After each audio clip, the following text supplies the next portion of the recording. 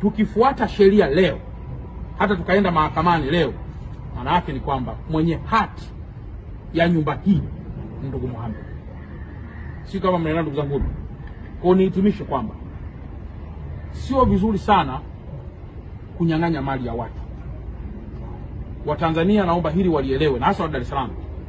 Hautapata faraja na furaha ukikaa na mali ya mtu yoyote.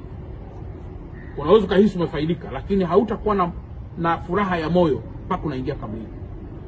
Kwa nyumba hii Mama Alice na ndugu Mustafa wote wawili, ukweli wote wawili wanaufahamu, pamoja na kwamba hapa tunahangaika, ila hawa wawili wanafahamu. Kwa hiyo hawa wawili hawa hakuna anayeweza kuishi kwa amani hapa mpaka wanaingia kaburi. Hawa wawili hata tungesolve kwa namna gani. Kwa hiyo tunahitaji busara za mioyo yao nje kabisa na misingi ya kisheria ikiri kuhusu haya yanayozungumzwa, na ndipo furaha ya moyo itatokea. Kama ni kweli waliuziana au walikopana, mama anakiri kwamba mambo haya yalishakuwa. Na nitoe wito kwa wanaume wenzangu, tunaweza wakati fulani tukawa tunafanya maamuzi ambayo hayashirikishi wake zetu, wake wa halali, na mwisho wa siku yakaleta migongano ya kisheria kwa sababu hatukuwashirikisha wake zetu. Na jambo unaloliona hapa, malalamiko ya mama jinsi ninavyoyaona hapa, ni kwamba alianza kuona chembe za mume kuto kumshirikisha katika baadhi ya mambo, ambayo mwisho amekuja kuzaa kiwanja hiki kuuzwa na kiwanja kwa fursa. Nafikiri mmenielewa hapo vizuri.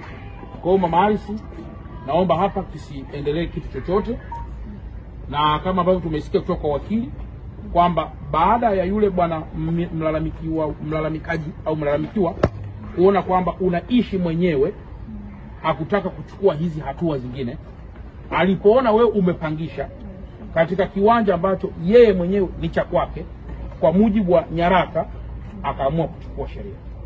Na jambo hili naweza nihitimishe kwa kusema mama huyu ni mjane, lakini nataka niseme kitu cha kwanza kwamba ujane isiwe sababu ya kuikanyaga haki.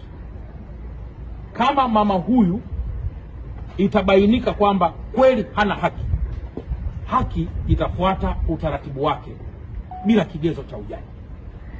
Kama itabainika bwana Mustafa ana haki, haki itafuata mkondo wake bila kujali yeye ni tajiri au yeye ni maskini.